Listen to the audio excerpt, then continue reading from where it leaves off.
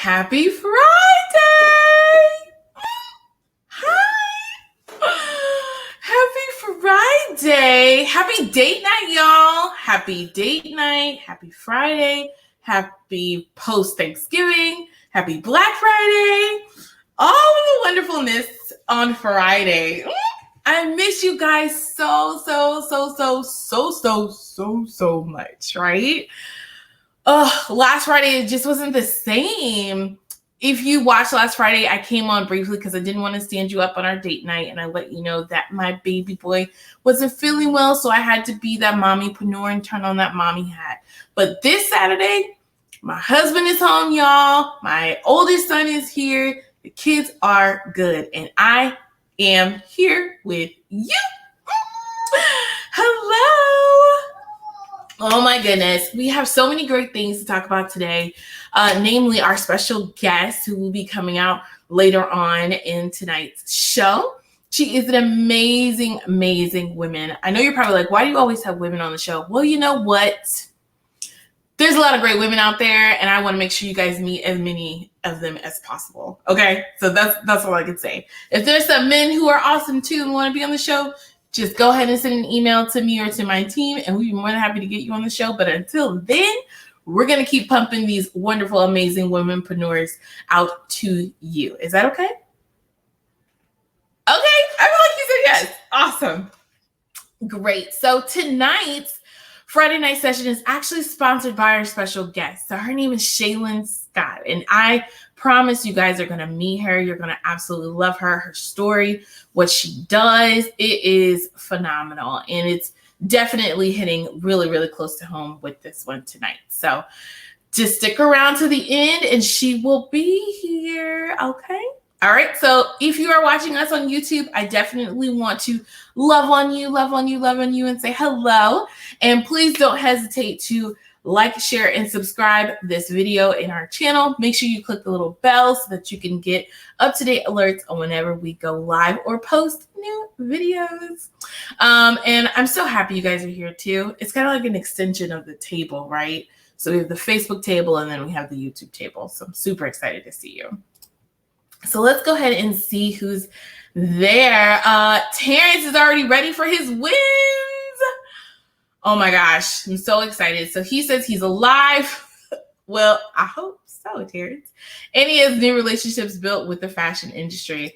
I'm definitely going to hear an earful about that later on tonight after this live. So let me just go ahead and check on everybody else's wins. If you're just joining us for our date night, I don't care that you're late. I'm just happy that you are here. Okay? We were kind of waiting for you a little bit. Not really, but we were. Low-key, we were. So go ahead and put in the comments what your weekly wins was this week so that we can all share and love on you and congratulate you as well. So just like usual, I will go ahead and give you guys what my weekly win was this week. So it's pretty awesome, and it really makes me just feel just so in line. I know a lot of people say that word aligned, but it makes me feel so aligned with my purpose and with my business and the service that we provide. I posted in our Facebook group, Women Entrepreneurs Who Left Their 9-to-5 or Want to, what my win was. And it was that I overly provided an awesome amount of service to a client this week that needed just a little bit extra, right? They didn't ask for the extra. I noticed that they needed the extra, so I went ahead and gave them the extra. And it made me feel honestly awesome and so good. And I even woke up to a huge thank you for being able to jump in and solve some problems that they had at the hour towards the end of the evening. So if you find yourself in your business and you're not growing or you're not trying to overachieve for your customer or your clients, then maybe it's time for a self-check, like a little self-reflection of why you're actually doing what it is that you're doing. And this week I had the opportunity to decide, I'm just going to leave it alone because, I'm not being paid for that, or that's not what they asked me to do. But I couldn't just leave it there like that, right? So I just had to fix it and let them know that there was a problem, but it was handled. So, have a good night, right? So I definitely love that part of my job, and I love being able to help others in that way. So definitely was a huge win for me. So now it's time for you guys to share. I want to know what's going on with you guys. I want to know how your Thanksgiving was. Did you have any difficulties with Zoom? For those who did Thanksgiving on Zoom, I was talking with our guest backstage about how my grandmother was on Zoom. And she was a little, I mean, she had fun, but I think she forgot that she was on Zoom. Like everybody was talking and it wasn't like it's easy for her to understand everybody. So she got a little upset with us. Not seriously, but she definitely wanted to know who was talking, especially when there's so many people in the Zoom and you have to like change the page to see the other people. But it was super cute. I absolutely loved it. So did you guys use Zoom for your Thanksgiving? It was a little bit different. We used Zoom. Thanksgiving was different, but it was actually pretty awesome. I was able to fall asleep after eating about 3 plates of dinner throughout the day and be in my own bed and not having to be on my grandmother's black and white couch that I can't have food on and I'm worried about getting a stain. So it worked out awesome for me. And then also I didn't have to bring my my dish, the dish that I bring every single year, which is styrofoam plates and cups and forks, because that's my dish. And because I already had it at the house. So I didn't have to go anywhere. So it was awesome. So let me know how your Thanksgiving was, how it was different, what technology you used, if any, and we're going to roll right along. So just like every other Friday Night Live, whenever we have a special guest, I'm going to go ahead and do the Mission 100 sooner than later. So be a part of our hashtag Mission 100. Assist you is helping 100 businesses launch a new product or service within the next 365 days. So we are well within our mission for this year. So we want to get it done by the end of July, you guys. So if you know someone who needs some administrative assistance to get their business going, or to add a new level of service, or to rebrand, or to do whatever you need under the sun so that you can focus on revenue generating activities, hit us up at Assist You, and we'd be more than happy to assist you, right? I was listening to YouTube randomly. It was on autoplay, and it was that girl, that comedian. She was like, I will cut you. Now, I'm not violent, but I just thought she was pretty hilarious. She was like, if our eyelashes are so close together, meaning you're in my face, she's like, she'll cut you. I don't know why I went there. I think it's just because it rhymes with assist you. All right, you guys. So let's go ahead and roll into our guest segment, shall we? So excited. Okay, so her name is Shaylin Scott. This woman, mother, sister, homegirl, cousin, auntie, homie lover, friend, wife, whatever you want to call her. She has a mission, you guys, that is very clear, and it is definitely helping all communities, whether you are Black, brown, or in between. And she has devoted herself to something that is very near and dear to her heart. And I'm super excited for you guys to meet her. She has a great laugh, so just keep a lookout for it. And her earrings, y'all, are super, super cute. So just know that after she gets off the front stage, I'm gonna be asking about those earrings in the backstage. And if you want to know, you can too. Okay. All right. So without further ado, I'm gonna go ahead and bring on Miss Shaylin Scott. Hey y'all. How are you doing?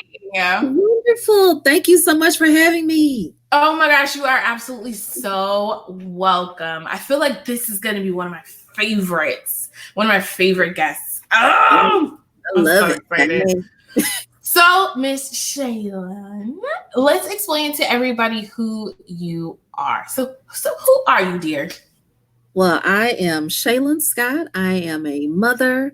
I am all the things that you mentioned, sister, homegirl, all of that. And like many, I'm sure, that are watching, I am a small business owner who is trying to make my passion bring in some money as well. I would love to be able to provide a legacy for my children, and that is what I'm hoping and trying to do with Book Mecca. Oh, okay. So let's go ahead and just get into Book Mecca. So I know I've looked at the website a little bit. We've talked about it a little bit, but for people who don't know what Book Mecca is, and shame on you guys, shame on me. We should all know, right? Once you hear what she said, you're going to be like, yeah, I should have knew about that. What is Book Mecca? Well, Book Mecca is an online Black bookstore, a literary platform for Black literature and all things Black lit. To me, it's so much more than just the books. The books are simply the stories behind all the great things that we've been doing for years, and it's written down. But it's also about the authors behind them. It's about the culture that's written in all the pages. It's about bringing literacy right into your door and making it fun. So you know the faces of every author, like you know the faces of every actor or musician. It should be the same with literature. So that's what Book Mecca is. Yeah, it should. Yes. Oh, I love that. There's not a lot of African American bookstores in my area or that I know of online. So how did you get started and how long have you been in business? Well, I am a fledgling. This is my baby. So in my mind, it is huge. It is growing. I know where I want it to go. It's not there yet, but it's we're gonna get there. We're gonna get there. It's gonna get there. But it started because of my children. I'm an avid reader. My kids, my oldest daughter especially, I have a 14 and 15-year-old. So my 15-year-old loves to read, and she was always finding books, and she fell in love with an author that we could not find in just simply a library. And regular Barnes and Nobles, not hating on Barnes and Nobles, but just regular, don't sue me. Just disclaimer. Yeah. Anywhere you couldn't find the books. And it's not like these were books that you hadn't heard of. These were New York Times best-selling authors. These are books that are everywhere, that should be everywhere, but yet they were hard to find. And when I kept looking for books by Black authors, especially ones that we fell in love with, that we wanted to follow, it was the same thing. It was hard to find. They had very few copies. There were wait lists for weeks for 2 copies in the library. I would ask the librarians, what is their procedure for bringing in books? They would mention that it's by need, or it's by request, or it's by what's selling. So I think, well, if it's by what's selling, you should have a lot then. Right. It's selling out everywhere. And so one of my cousins, who I love her to death, she says, you complain and just create your own bookstore. I said, okay, I will. So that's what I did. And that's what I did. Yes. Yeah. Thank you, cousin. Yeah, there's one curated place for bookstores, for books by Black authors. And I did that purposefully and intentionally, because you can have Black authors in any bookstore, but you see the majority of them around Black History Month, or you see them in June, or they are not promoted as heavily as other throughout the year. Yeah. I was speaking to someone the other day, and I was typing up something for them, and I spelled gray with an E. And they were like, why are you spelling gray with an E if you're in the United States? And I was like, well, when I spell gray, I think of the book 50 Shades of Grey, right? And so that's how I spelled it, because that's how she spelled it. But then we got into this whole conversation about how just not well written the book was, but it was highly publicized, and it made movies and all this money. And that makes me think, like, why aren't more Black books that are actually written well more highly publicized? So I guess, what's the value and the importance of making sure Black literature is in the forefront in helping us tell our stories? Like, what is that to you? What does that mean to you? I have always been really adamant about making sure a voice is heard, especially a voice that often gets overlooked or ignored. And for a lot of families, a lot of individuals that are in the Black community, African American community, your voices are overlooked. They are silenced to some degree.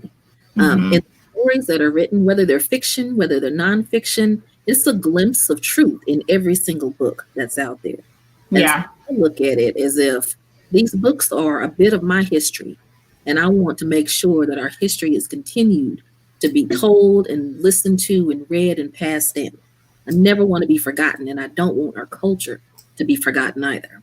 Right. Oh, it's so important. It is so important. I wish, honestly, it wasn't until I got to college there was an African American literature course that I could take.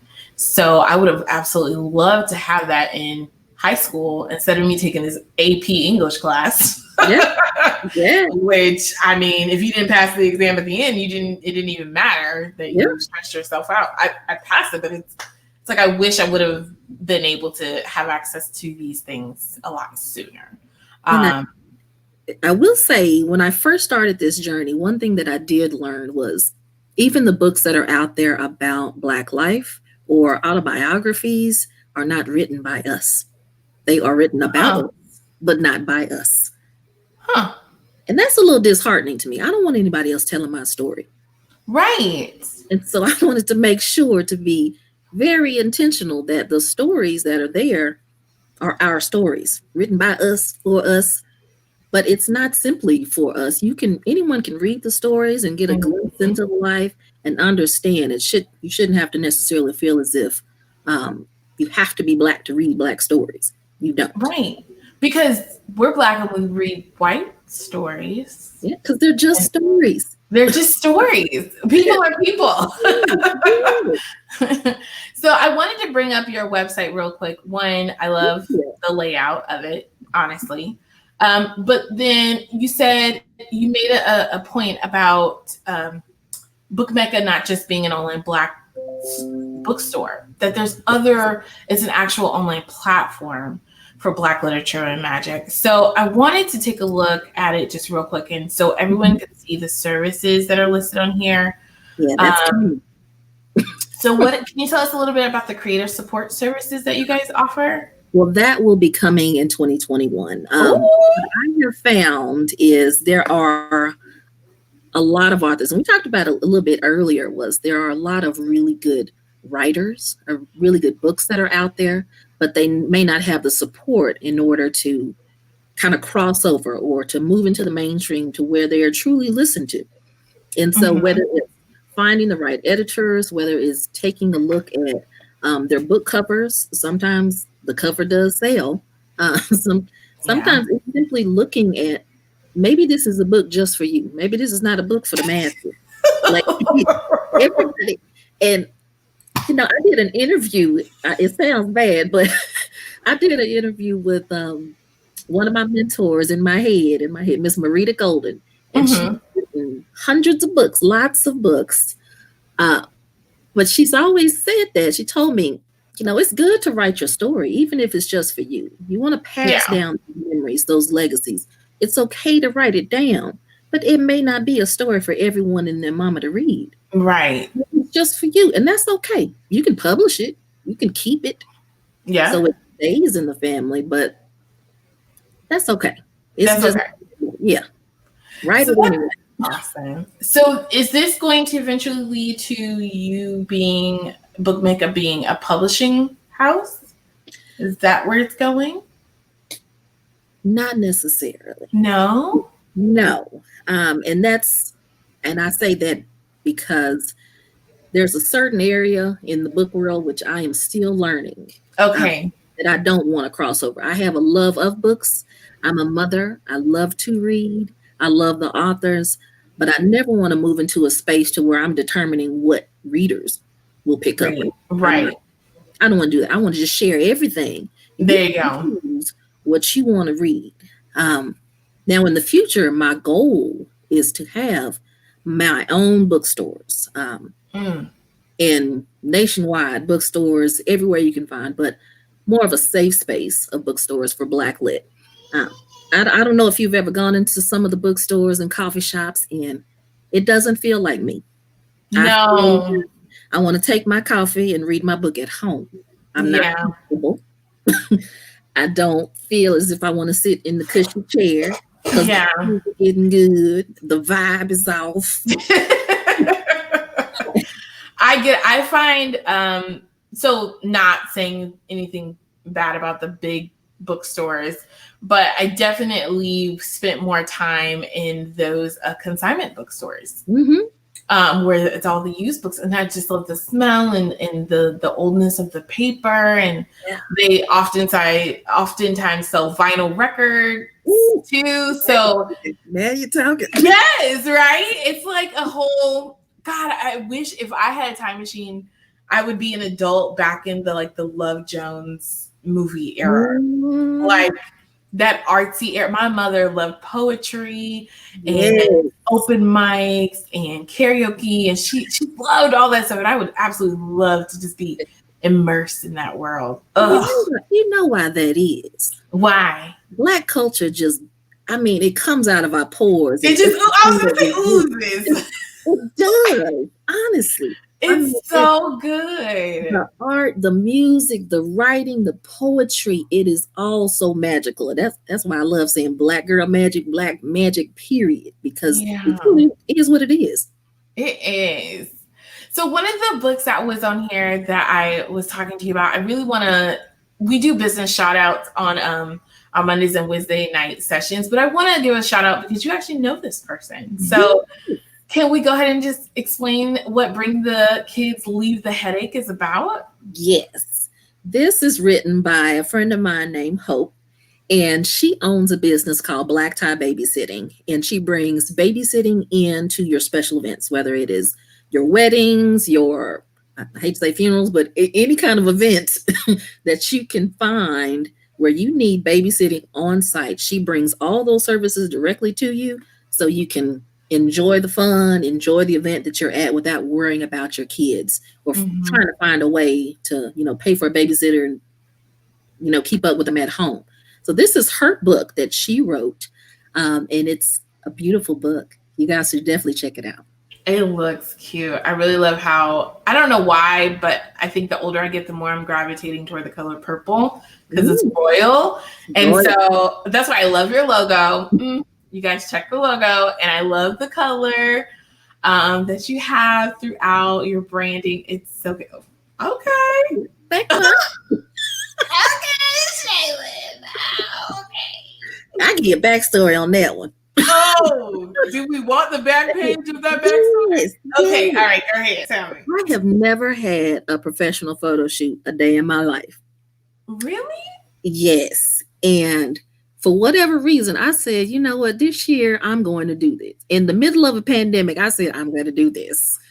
And so I found a Black photographer, an up and coming photographer, and her name escapes me right now. I know she's going to hate me to death, but I'll be sure to put her on my page for sure. But she said, yes, we'll do it. And she took photos, and there were so many pictures I loved. I was like, I want them all. I just want them all, but I will definitely do it again.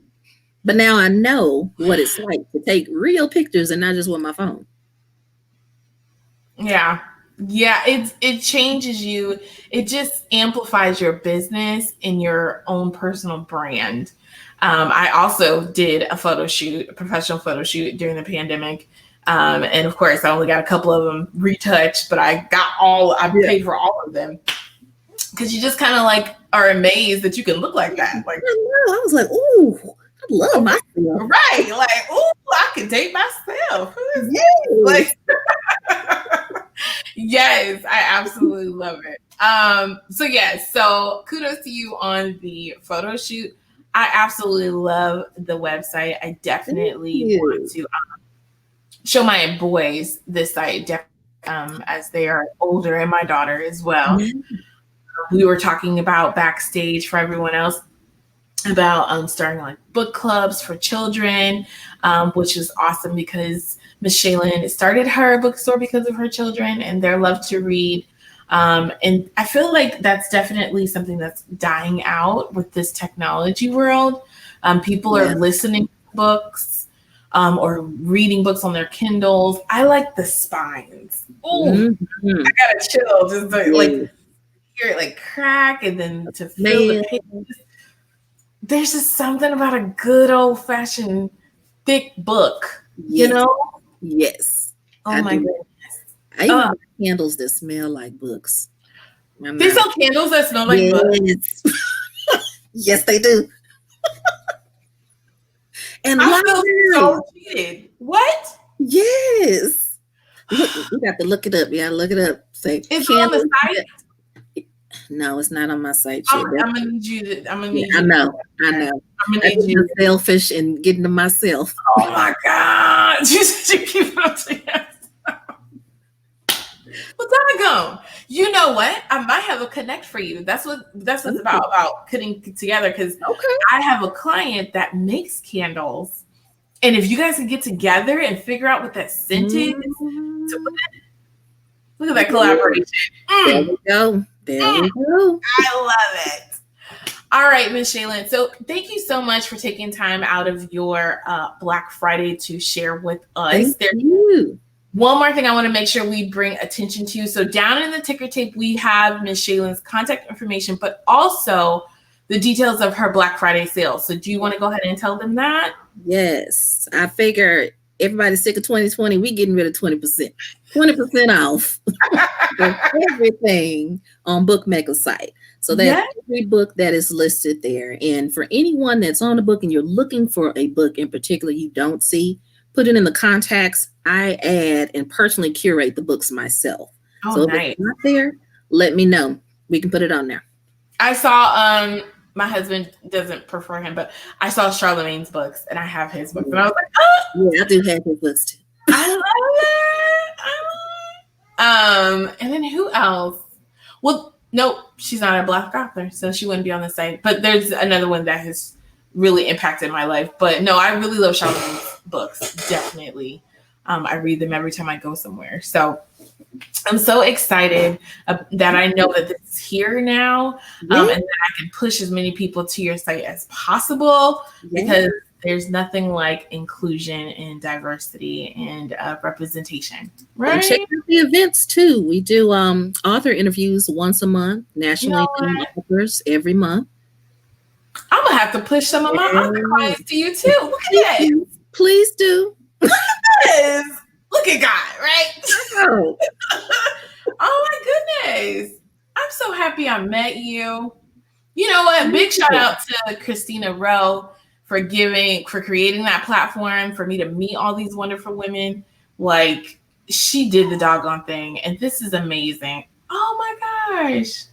Okay. So I'm just going to gush over the website afterwards, after Friday Night Live. So oh my gosh. I'm like, this graphic is just amazing. The Timby Locke, author, actress, and advocate from scratch, a memoir of love. Okay. All right. I have to read it.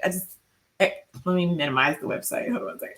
All right, Ms. Scott. So thank you so much for coming on tonight to our Friday Night Live and to our date night. I feel like we are just 10 times more cultured now that you've been with us. I think she might be frozen. So if you can hear me, I'm going to put you backstage. And I'm going to go ahead and give you a proper goodbye. So everybody say thank you so much, Miss Shaylin. Goodbye. Okay, you guys. I hope you guys enjoyed Miss Scott as much as I did. She is truly a sweet, sweet artist, lover of literature, lover of the words. And I actually love that she found a solution and made the solution for her issue, which was finding Black and brown authors that her and her kids were falling in love with. And she created her own literary online platform. So that's the name of the game, you guys. It's not necessarily reinventing the wheel, but putting that wheel, enhancing the wheel, and putting it into such a way that you can continue to move forward. And that's what I love. Movers and shakers, entrepreneurs, women, and just bad A moms who obviously love to grow and to connect with other women as well. So I hope you guys enjoyed our Friday Night Live, our date night. So exciting.